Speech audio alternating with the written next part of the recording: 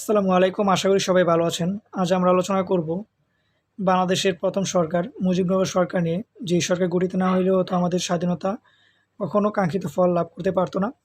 আজ আমরা জানি যে বিভিন্ন রকম প্রতিযোগিতামূলক পরীক্ষায় এই মুজিবনগর সরকার থেকে প্রশ্ন হয়ে থাকে।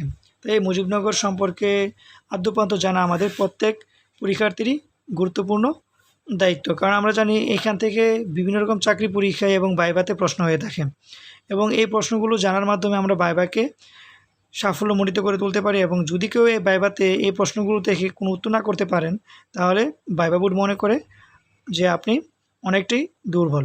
তাই এই প্রশ্নগুলো আমাদের খুবই গুরুত্বপূর্ণ। তাহলে চলুন আমরা আলোচনায় চলে যাই। প্রশ্ন: কোথায় থেকে জারিকৃত স্বাধীনতার ঘোষণাপত্রের মাধ্যমে গণপ্রজাতন্ত্রী বাংলাদেশ সরকার গঠন করা হয়? উত্তর: মুজিবনগর, মেহেরপুর। প্রশ্ন হচ্ছে, গণপ্রজাতন্ত্রী বাংলাদেশ সরকার কবে আনুষ্ঠানিকভাবে আত্মপ্রকাশ করে? উত্তর হচ্ছে 10 এপ্রিল 1971। চলে যাচ্ছে পরবর্তী স্লাইডে। প্রশ্ন: বাংলাদেশের প্রথম অস্থায়ী সরকার কোন পদ্ধতির সরকার ছিল? উত্তর হচ্ছে রাষ্ট্রপতি শাসিত সরকার। আমরা জানি বঙ্গবন্ধু শেখ মুজিবুর রহমান হলেন বাংলাদেশের প্রথম রাষ্ট্রপতি।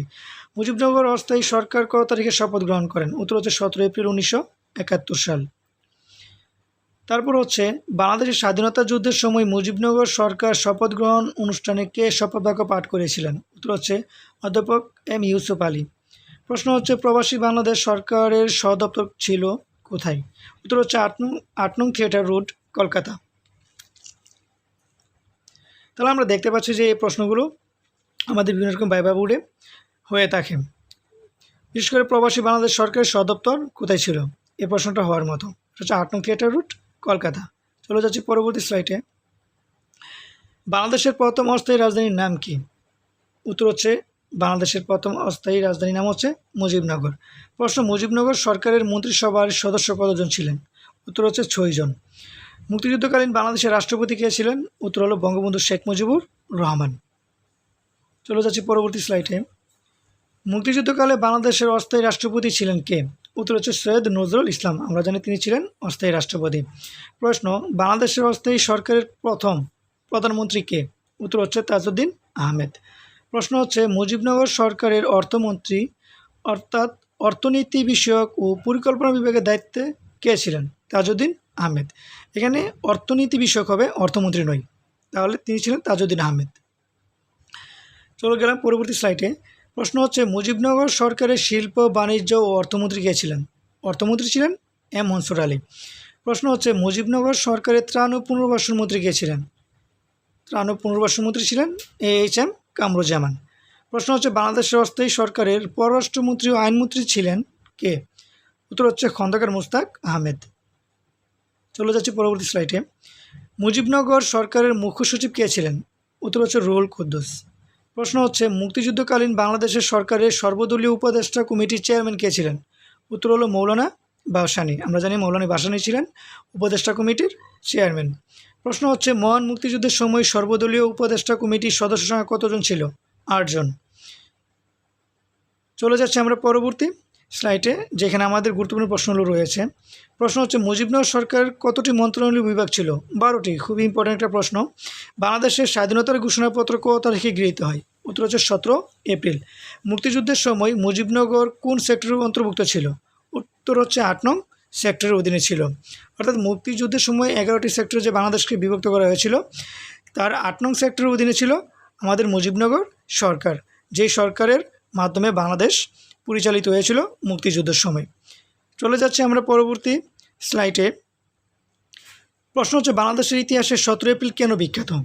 উত্তর হলো বাংলাদেশের প্রথম অস্থায়ী সরকার শপথ নেন।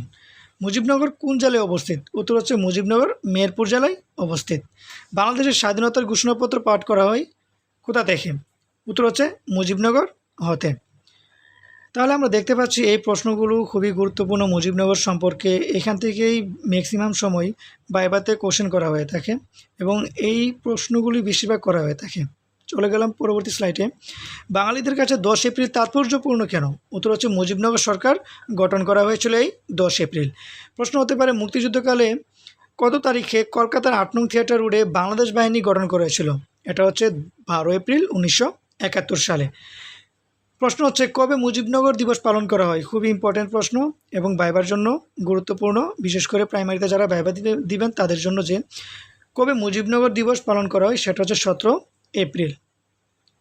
তাহলে 17 এপ্রিল আমাদের মুজিবনগর দিবস।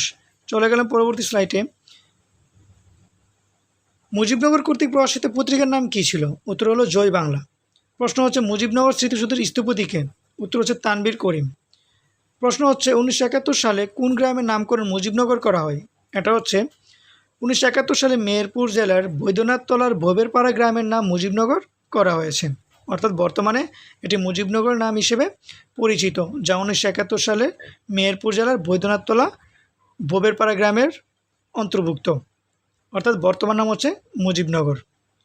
তাহলে আমরা এখানে দেখতে পাচ্ছি যে প্রশ্নগুলো আমাদের এখানে রয়েছে সেই প্রশ্নগুলো খুবই গুরুত্বপূর্ণ এবং আলোচনা সাপেক্ষে আমরা বলতে পারি এই প্রশ্নগুলো থেকে বিভিন্ন ভাইবা পড়ে প্রশ্ন হয়ে থাকে। সুতরাং এই প্রশ্নগুলো মনোযোগ সহকারে দেখবেন, ভিডিওটাকে একবার দেখলে তা ক্লিয়ার হয়ে যাবে।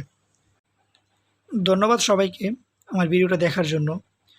যদি ভিডিওটা ভালো লেগে থাকে অবশ্যই আপনারা এটাকে লাইক করবেন, কমেন্ট করবেন এবং শেয়ার করবেন এবং পরবর্তী দেখার জন্য তা সেভ করে রাখবেন। এবং সুমনস গাইডলাইন থেকে পরবর্তী ভিডিওর জন্য অবশ্যই বেল আইকনটা ক্লিক করে রাখবেন, যে কোনো ভিডিও যাতে সবার আগে আপনার কাছে পৌঁছে যায়। Thank you to watch my video. Please subscribe my channel. আসসালামু আলাইকুম।